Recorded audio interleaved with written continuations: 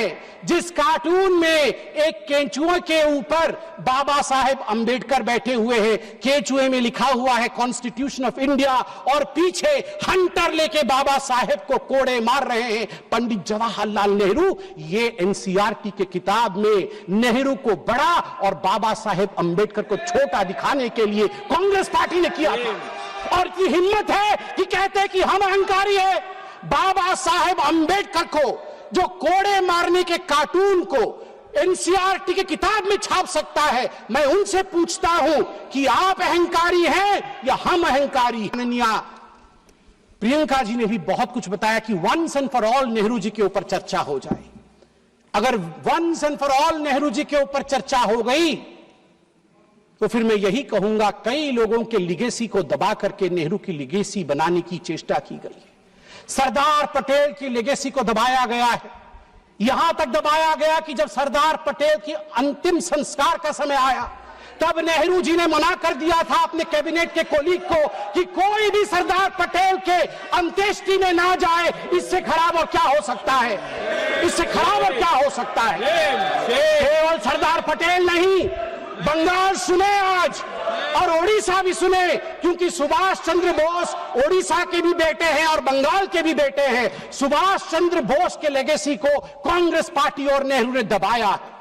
और आज प्रियंका जी ने कहा कि अहंकार हो गया है इन नेताओं में, अहंकार हो गया है जो इतने बड़े बड़े लोगों के लिए ऐसे शब्दों का प्रयोग करते हैं। मैं कहना चाहूंगा आदरणीय प्रियंका जी से, प्रियंका जी, अहंकार किसके पास था, किस सरकार में था? एनसीईआरटी के 2012 के हिस्ट्री की किताब में देखिए, वो जो कार्टून है जिस कार्टून में एक केंचुए के ऊपर बाबा साहेब अंबेडकर बैठे हुए हैं, केंचुए में लिखा हुआ है कॉन्स्टिट्यूशन ऑफ इंडिया और पीछे हंटर लेके बाबा साहेब को कोड़े मार रहे हैं पंडित जवाहरलाल नेहरू। ये एनसीईआरटी के किताब में नेहरू को बड़ा और बाबा साहेब अंबेडकर को छोटा दिखाने के लिए कांग्रेस पार्टी ने किया था।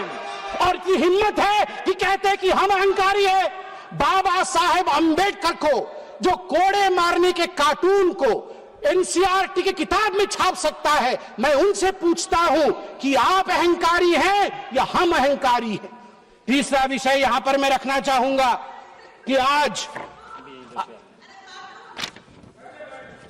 in a cartoon also you cannot insult Baba Saheb Ambedkar. I'm sorry that you feel that we can insult Baba Saheb Ambedkar.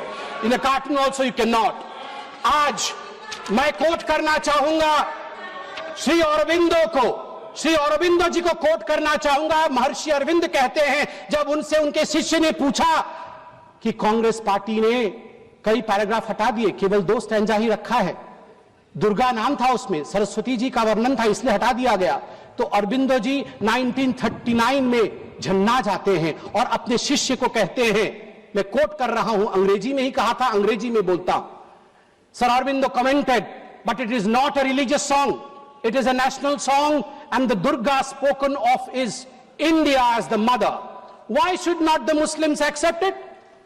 In the Indian concept of nationality, the Hindu view would naturally be there.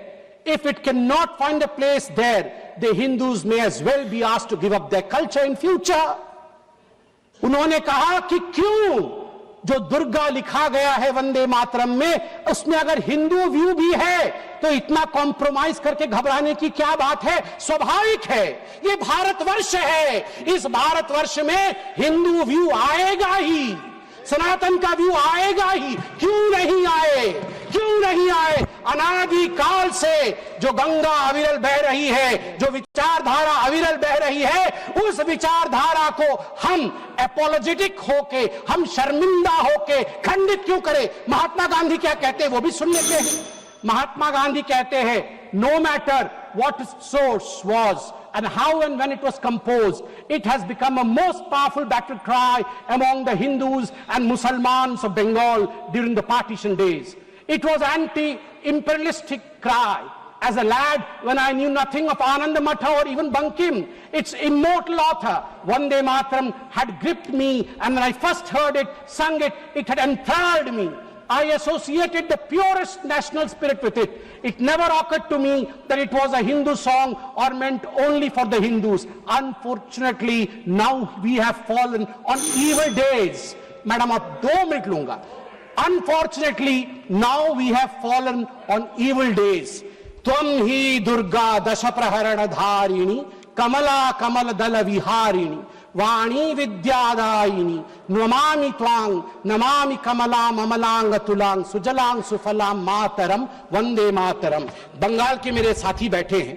अंत में बंगाल के मेरे साथियों से मैं कहना चाहूंगा, अगर मां दुर्गा का नाम लेना सांप्रदायिकता है, बंगाल और उड़ीसा हम सब एक संस्कृति महाप्रभु जगन्नाथ जी को मानने वाले लोग हैं.